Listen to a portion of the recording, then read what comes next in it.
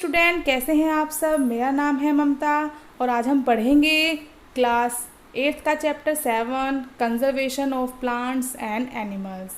तो स्टार्ट करते हैं। We saw in class 7 that Paheli and Boojho had visited the forest along with professor Ahmad and Tibu. तो हमने क्लास 7 में देखा था कि जो पहेली और बूजो थे वो कहाँ गए थे, फॉरेस्ट में गए थे प्रोफेसर अहमद और तिबू के साथ। They were eager to share their experiences with their classmates. और वो बहुत उत्सुक थे, ईगर थे अपने एक्सपीरियंस को जो उन्होंने वहाँ देखा है तो वो शेयर करना चाहते थे अपने दोस्तों के साथ में, तो इसलिए बहुत वो ईगर थे। और दूसरे चिल्ड्रन थे क्लास में, वो भी ईगर थे अपने शेयर करने के लिए। सब कहाँ गए थे, फॉरेस्ट में गए थे, कोई कहाँ सेंचुरी में गया था। तो सभी फ्रेंड एक दूसरे से मिलकर क्या करते थे, क्या चाहते थे कि हम शेयर करें कि हमने वहाँ पर क्या क्या किया।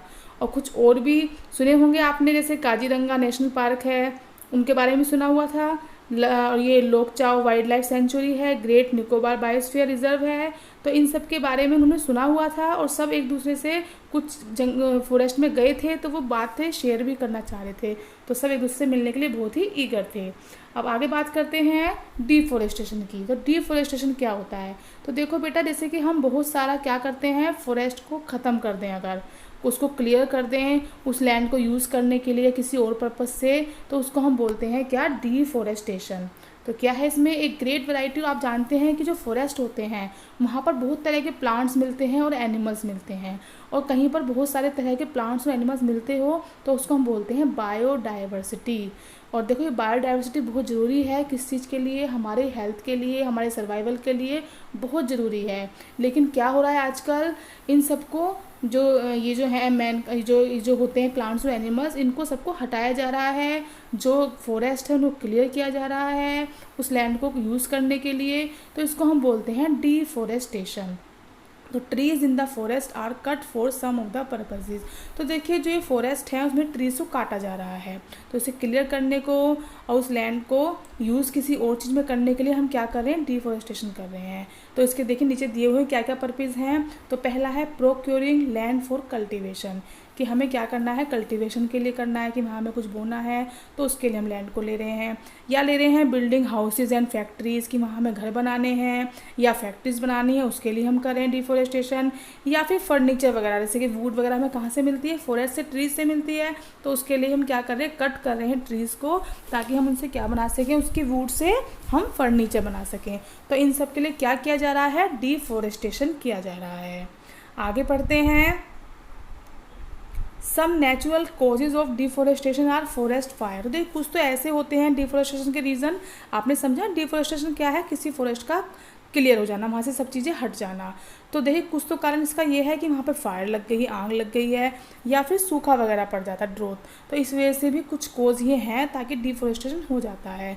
लेकिन जो दूसरे कोजेज़ हैं, एड मोर कोजेज़ जो हैं डिफॉरेस्टेशन के, वो क्या हैं कि या तो नेचुरल हैं, ये तो जो आपने ऊपर पढ़े हैं, और या फिर है मैन मेड। तो कंसिक्वेंसेज ऑफ डिफॉरेस्टेशन, कि अब जो परिणाम है, अगर डिफॉरेस्टेशन हो जाता है तो उसके हमें क्या क्या नुकसान होंगे, क्या क्या उसके कॉन्सिक्वेंसेज होंगे, तो उस बारे में पढ़ते हैं हम। तो पहेली and बूजो recall the consequences of deforestation, और बताती है क्या क्या इसके परिणाम हो सकते हैं। They remember that deforestation increases the temperature and pollution level. तो देखिए, सबसे पहला जो नुकसान है वो यही है डिफॉरेस्टेशन का, कि टेम्परेचर बढ़ जाता है और पोल्यूशन लेवल भी बढ़ जाता है अर्थ का। It increases the level of carbon dioxide in the atmosphere. जैसे कि आप जानते हैं कि जो प्लांट्स होते हैं उनमें क्या होती है, फोटोसिंथेसिस। तो वो कौन सी गैस रिलीज़ करते हैं, ऑक्सीजन, जिससे हमारा एटमॉस्फेयर क्या होता है, क्लीन हो जाता है। लेकिन जब प्लांट्स कम होते हैं तो ऑक्सीजन क्या होगी, कम हो जाएगी, और कार्बन डाइऑक्साइड क्या होगी, ज़्यादा हो जाएगी। और जब कार्बन डाइऑक्साइड ज़्यादा हो जाती है तो उससे क्या होता है, टेम्परेचर जो होता है एटमॉस्फेयर का वो बढ़ जाता है, और ground water level also gets lowered. और जो ग्राउंड वाटर लेवल है वो भी कहाँ हो जाता है, नीचे पहुँच जाता है। They know that deforestation disturb the balance in nature. तो क्या होगा, मतलब डिफॉरेस्टेशन से सारा डिस्टर्ब हो जाता है। जैसे बैलेंस में जो हमारे जो नेचर है उसमें एक बैलेंस चलता है, हर चीज़ का एक बैलेंस है कि कौन सी चीज़ कितनी होनी है। लेकिन हम क्या कर रहे हैं, प्लांट्स को काट रहे हैं, डिफॉरेस्टेशन कर रहे हैं, तो उससे क्या हो रहा है, सब चीज़ें डिस्टर्ब हो रही हैं। They were told by professor Ahmad that if cutting of trees continues rainfall and the fertility of the soil will decrease. अब वो बताती हैं, प्रोफेसर अहमद बताते हैं उनको क्या बताया था उन्होंने, जो प्रोफेसर अहमद उन्होंने बताया था कि अगर हम ऐसे ही क्या करते रहेंगे, ट्रीज़ को काटते रहेंगे तो उससे क्या होगा, जो रेनफॉल है वो क्या होगी, डिक्रीज हो जाएगी। क्योंकि बारिश जो होती है वो भी किसकी वजह से होती है, प्लांट की वजह से। आपने पढ़ा होगा पूरा वाटर साइकिल कि प्लांट क्या करते हैं, वाटर वेपर ट्रांसपिरेशन होता है तो वाटर वेपर्स बन के उड़ती हैं और उससे क्या होता है, फिर बारिश होती है। और जो सोयल होती है तो जो उसकी जो प्लांट्स होते हैं उनकी रूट्स क्या करती हैं, सोयल के पार्टिकल्स को बाइंड करके रखती हैं तो फर्टाइल रहती है वो भी डिक्रीज हो जाता है। ठीक है, तो इससे क्या होगा, रेनफॉल भी कम हो जाएगी और जो फर्टिलिटी है सोयल की वो भी कम हो जाती है। Moreover there will be increase chances of natural calamities, और बल्कि क्या होगा, वो चीज़ें तो कम हो जाएंगी लेकिन जो नेचुरल कैलामिटीज़ होती हैं जैसे कि फ्लड्स हैं, ड्रोथ हैं, वो उनके बढ़ने के चांसेस ज़्यादा हो जाते हैं। Recall that plants need carbon dioxide for photosynthesis, जैसे कि हमें पता है कि प्लांट्स क्या करते हैं, during photosynthesis which gas they will take, तो they will take carbon dioxide और दे रिलीज ऑक्सीजन। और fewer trees would mean that less, अगर हमारे पास प्लांट्स ही कम होंगे तो इसका मतलब क्या है, less carbon dioxide will be use, तो कम कार्बन डाइऑक्साइड यूज हो कम होगी, resulting in its increased amount in the atmosphere. अब जब ये कम यूज़ होगी, प्लांट्स कम लेंगे, प्लांट्स कम है तो इसको कम ही लेंगे, तो इसका मतलब इसकी अमाउंट जो होगी क्या होगी, वो एटमोसफेयर में बढ़ जाएगी। और जब इसकी अमाउंट, किसकी, कार्बन डाइऑक्साइड की जो अमाउंट होती है, जब वो एटमोसफेयर में बढ़ जाती है तो देखिए कार्बन डाइऑक्साइड क्या काम करता है, जो हमारी सन से रेज आती हैं, हीट रेज आती हैं तो वो वापस चले जाते हैं, नॉर्मली अर्थ पर आई और वापस चली गई। लेकिन जो कार्बन डाइऑक्साइड होता है वो क्या करता है, इनको ट्रैप कर लेता है, इनको पकड़ लेता है, इनको वापस से नहीं जाने देता। अब हीट रेज हैं तो इनको पकड़ लिया कार्बन डाइऑक्साइड गैस ने, तो हीट रेज का काम क्या होगा, हीट बनाना, गर्म करना किसी चीज़ को। तो जब वो गर्मी हमारी यहाँ रेज जो वहीं रुक गई, कहाँ रुक गई, अर्थ पे। किसने रोका उनको, कार्बन डाइऑक्साइड ने रोका उनको। ठीक है, तो उससे क्या होगा, टेम्परेचर जो होगा वो अर्थ का बढ़ जाएगा और उसको हम बोलते हैं ग्लोबल वार्मिंग। ठीक है, तो ये ग्लोबल वार्मिंग होती है। तो the increase in temperature on the earth disturb the water cycle. अब जब क्या हुआ, टेम्परेचर बढ़ गया तो उससे ऑन द अर्थ, उससे क्या डिस्टर्ब होगा, वाटर साइकिल डिस्टर्ब हो जाएगी और उससे हमारा जो रेनफॉल है वो भी कम होगी, और रेनफॉल कम होगी तो उससे क्या होगा, ड्रोथ, सूखा पड़ जाएगा। तो बेटा ये सब चीज़ें एक दूसरे से क्या है, इंटरकनेक्टेड। तो प्लांट अगर हम कम करते जाएंगे तो बहुत सारे हमें उससे नुकसान होते हैं। Deforestation is a major cause which leads to the change in soil properties. और डिफॉरेस्टेशन से एक काम और होता है, क्या होता है, वो जो सोयल प्रॉपर्टीज़ हैं वो भी चेंज हो जाती हैं। Physical properties of the soil get affected by plantation and vegetation. ठीक है, तो जो फिजिकल प्रॉपर्टीज़ होती हैं सोयल की वो भी अफेक्ट होती हैं प्लांटेशन से, वेजिटेशन से।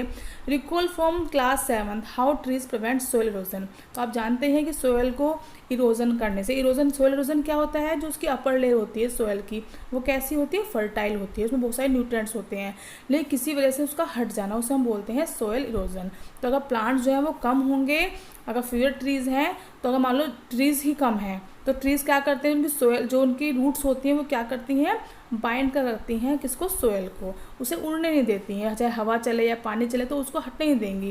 लेकिन पेड़ कम होंगे तो उससे क्या होगा, वो बाइंड ही नहीं कर पाएंगी सोयल को, तो उससे क्या हो जाएगा, फिर सोयल इरोजन हो जाएगा, जो अपर लेयर है जो बहुत ही अच्छी है वो हट जाएगी। तो इस removal of top soil of the soil exposes the lower hard and Rocky layers. अब ऊपर की जो लेयर है वो तो हट गई, तो जो नीचे की जो लोअर हार्ड रॉकी लेयर है वो फिर एक्सपोज हो जाएगी, वो सामने आ जाएगी। तो दिस सोयल हैज़, लेकिन इस सोयल में क्या होगा, बहुत ही कम ह्यूमस होगा। ह्यूमस क्या होता है, जैसे प्लांट्स, एनिमल्स वगैरह, जैसे प्लांट्स पार्ट्स वगैरह सब मर जाते हैं तो जो उसका जो ऑर्गेनिक मैटर होता है वो धीरे धीरे किसमें चेंज हो जाता है, ह्यूमस में। तो उससे ह्यूमस क्या करता है, उसको फर्टाइल बना देता है सोयल को। तो ये सोयल कैसी होगी, उसमें लेस ह्यूमस होगा और लेस फर्टाइल होगी, क्योंकि जो अपर लेयर है वो हटी चुकी है। तो gradually the fertile land gets converted into desert. और धीरे धीरे क्या होगी, वो फर्टाइल लैंड किस में चेंज हो जाएगी, डेजर्ट में चेंज हो जाती है। और इसको हम क्या बोलते हैं, प्रोसेस को फिर डिसर्टिफिकेशन। ठीक है, तो सोयल थी जिसमें क्या है, लेस ह्यूमस है, लेस फर्टाइल है, और किस वजह से हुआ था, क्योंकि वो टॉप लेयर जो थी वो हट गई है। और टॉप लेयर क्यों हटी, क्योंकि वहाँ पेड़ कम थे तो उसकी टॉप लेयर हट गई है। अब टॉप लेयर हट जाएगी तो उसमें ह्यूमस है वो भी हट जाएगा, कम फर्टाइल हो जाएगी, और धीरे धीरे फर्टाइल जो लैंड थी किस में कन्वर्ट हो जाएगी, डेजर्ट्स में। इस प्रोसेस को हम बोलेंगे desertification. Deforestation also leads to a decrease in the water holding capacity of the soil. तो देखिएगा प्लांट सारे हट जाएंगे तो जो सोयल की वाटर होल्डिंग कैपेसिटी होती है, मतलब पानी को रोकने की जो कैपेसिटी होती है वो भी कम हो जाती है।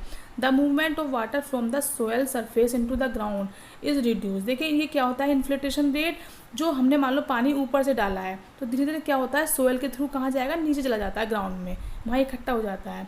तो the movement of water from the soil surface into the ground, तो ये भी क्या होगा, कम हो जाएगा। अगर प्लांट ही नहीं होंगे तो उससे जो ये इन्फ्लेटेशन रेट है वो कैसा हो जाएगा, कम हो जाएगा। सो देयर आर फ्लड्स, तो फिर फ्लड्स भी आ सकते हैं उससे। और जैसे दूसरी प्रॉपर्टी है सोयल के, जैसे कि न्यूट्रिएंट कंटेंट है, टेक्सचर है, ये भी डिफॉरेस्टेशन की वजह से सब कुछ चेंज हो जाता है। ठीक है बच्चों, अब आगे पढ़ते हैं। We have studied in class 7 that we get many products, और आपको पता ही है कि हमें बहुत सारे प्रोडक्ट्स भी मिलते हैं फॉरेस्ट से। ठीक है, तो list these products will be phase the shortage, जो हमें मिलते हैं प्रोडक्ट्स उनकी कमी ही मिलेगी हमें। तो प्लांट काटते रहेंगे तो वो चीज़ें कम पड़ जाएंगी, तो हमें उनकी शॉर्टेज भी फिर प्रॉब्लम को फेस करना पड़ेगा।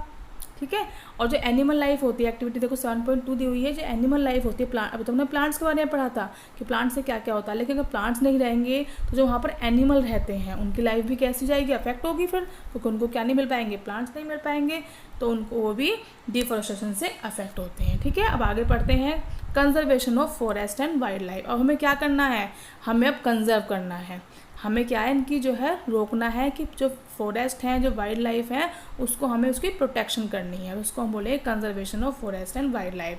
तो having become aware of the effect, अब हम जान गए हैं कि डिफॉरेस्टेशन से क्या क्या इफेक्ट हो सकते हैं। तो पहली और बूझो क्या है, वरीड हैं। They go to professor Ahmad and ask him how forest and wild life can be saved. अब वो कहते हैं कि हम कैसे सेव करें इनको, क्योंकि उन्हें पता लग गया है इनके तो बहुत फ़ायदे हैं, हमें फॉरेस्ट है, वाइल्ड लाइफ है, उनके बहुत सारे फ़ायदे हैं, तो अब इनको हम सेव कैसे करें, कैसे कंजर्व करें। प्रोफेसर अहमद ऑर्गेनाइज करते हैं विजिट, कहाँ के लिए, बायोस्फीयर रिजर्व के लिए, पहेली बूझो से क्लासमेट के लिए। मैं टूर टाइप बनाते हैं कि वहाँ पर घूमने चलते ताकि वहाँ पर इनको उनकी जानकारी मिल सके, किसकी, बायोस्फीयर रिजर्व की। तो सिलेक्ट करते हैं एक जगह जिसका नाम क्या है, पंचमढ़ी बायोस्फीयर रिजर्व, तो ये मध्य प्रदेश में है। तो वो जानते हैं कि that the plants and animals found here, कि जो यहाँ पर प्लांट्स और एनिमल्स मिलेंगे वो किसकी तरह मिलेंगे, वो सेम होंगे to those of the upper Himalayas peak, जो अपर हिमालय की पीक हैं, चोटियाँ हैं, वहाँ पर जो मिलते हैं, और दूसरे two those belonging to the lower western घाट, जो नीचे वेस्टर्न घाट पे मिलते हैं, तो उन प्लांट्स और एनिमल्स से वो बिल्कुल सेम होंगे। तो professor Ahmed believes that the biodiversity found here is unique, तो मानते हैं कि जो यहाँ पर बायोडाइवर्सिटी होती है, वो मैंने आपसे बताया था पहले, बायोडाइवर्सिटी क्या होती है, जो वैरायटी होती है प्लांट्स और एनिमल्स की, उसे हम बोलते हैं बायोडाइवर्सिटी।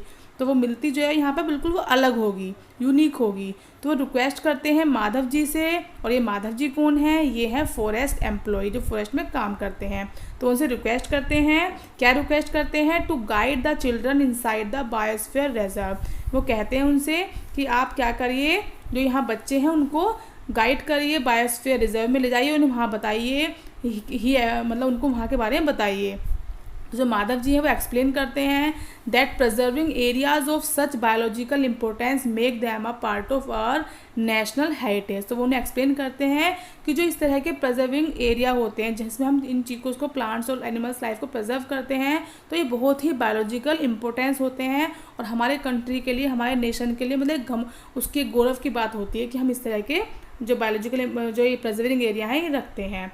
तो बायोस्फीयर क्या होता है, तो biosphere is that part of the earth in which living organism exist. तो देखिए बायोस्फीयर कोई भी अर्थ का वो पार्ट है जहाँ पर क्या मिलती है, हमें लाइफ मिलती है, जहाँ पर लाइफ जो है वो एग्जिस्ट करती है, सपोर्ट लाइफ जो है, या जो वहाँ पर चीज़ें मिलेंगी वो लाइफ को सपोर्ट करेंगे, तो उसे हम बोलते हैं बायोस्फीयर। तो biosphere that part of earth, तो अर्थ का वो पार्ट हुआ इन विच लिविंग ऑर्गेनिज्म एग्जिस्ट, तो जहाँ पर लिविंग ऑर्गेनिज्म क्या होंगे, वो रहते होंगे, और विच सपोर्ट लाइफ, यानी कि जो भी एरिया है जहाँ पर लाइफ सपोर्ट होती है उस एरिया को हम क्या बोलेंगे, बायोस्फीयर बोलेंगे।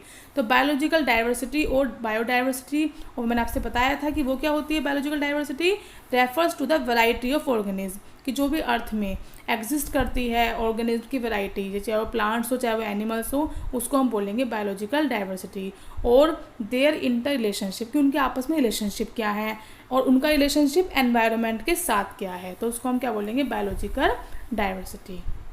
आगे देखिए, Madhav ji explains to the children apart from our personal efforts and efforts of the society. वो माधव जी एक्सप्लेन करते हैं बच्चों से कि देखिए हम पर्सनली तो एफर्ट करते ही हैं, हमारी सोसाइटी भी एफर्ट करती है, किसके लिए, इनको हम सेव कर सके प्लांट्स और एनिमल्स को। लेकिन जो गवर्नमेंट है वो भी, जो गवर्नमेंट एजेंसी हैं also take care of the forest and animals, वो भी फॉरेस्ट की देखभाल करती है, एनिमल्स की देखभाल करती है। The government lays down rules, और गवर्नमेंट ने तो रूल ही बना रखे हैं, मेथड्स बना रखी हैं, पॉलिसीज़ बना रखी हैं, ताकि हम क्या कर सकें, इनको कंजर्व कर सकें, इनको हम प्रोटेक्ट कर सकें। और जैसे कि वाइल्ड लाइफ सेंचुरीज़ हैं, नेशनल पार्क्स हैं, बायोस्फीयर रिजर्व्स हैं, तो ये सब क्या होते हैं, ये सब प्रोटेक्टेड एरियाज़ होते हैं, ताकि हम यहाँ पर प्लांट्स और एनिमल्स को जो भी उस एरिया में है उनको हम क्या कर सकें, सेव कर सकें, उनको हम बचा सकें, उनको हम कंजर्व कर सकें। तो आगे देखिए, to protect our flora and fauna. तो देखो बेटा, फ्लोरा क्या होता है, जो डिफरेंट टाइप्स के प्लांट्स होते हैं उसको हम बोलते हैं फ्लोरा, और जो डिफरेंट टाइप के एनिमल्स होते हैं उसको हम बोलते हैं फोना।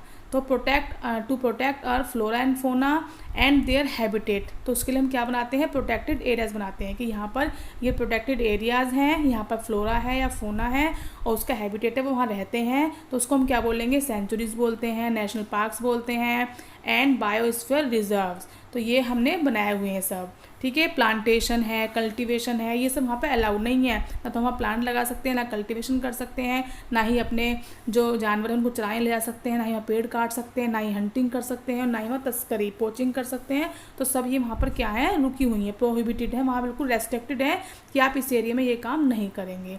अब है सेंचुरी। तो सेंचुरी क्या होती है, तो sanctuary areas where animals are protected from any disturbance to them and their habitat. तो ये वो एरिया होता है जहाँ पर हम एनिमल को प्रोटेक्ट करते हैं, ताकि उन्हें किस तरह की डिस्टर्बेंस ना हो, और उनका जो हैबिटेट है जहाँ वो रह रहे हैं उसको भी किस तरह की डिस्टर्बेंस ना हो, तो उसको हम क्या बोलेंगे, सेंचुरी। और आगे देखिए, नेशनल पार्क क्या होते हैं। तो नेशनल पार्क क्या होते हैं, तो ये एरिया होते हैं रिजर्व फॉर वाइल्ड लाइफ। तो ये वाइल्ड लाइफ वही प्लांट्स और एनिमल्स हो गए हैं पूरे, जहाँ जो वाइल्ड उसे मिलेंगे फॉरेस्ट में। तो एरिया रिजर्व होते हैं वाइल्ड लाइफ के लिए, where they can freely use their habitat, जहाँ पर जो एनिमल्स हैं वो फ्रीली घूम सकते हैं, कुछ भी कर सकते हैं वहाँ पर, तो उनका फ्रीली वो वहाँ पर हैबिटेट है उनका, और वो नेचुरल रिसोर्सेज का भी फ्रीली यूज़ कर सकते हैं, वहाँ उन्हें कोई रोक टोक नहीं है।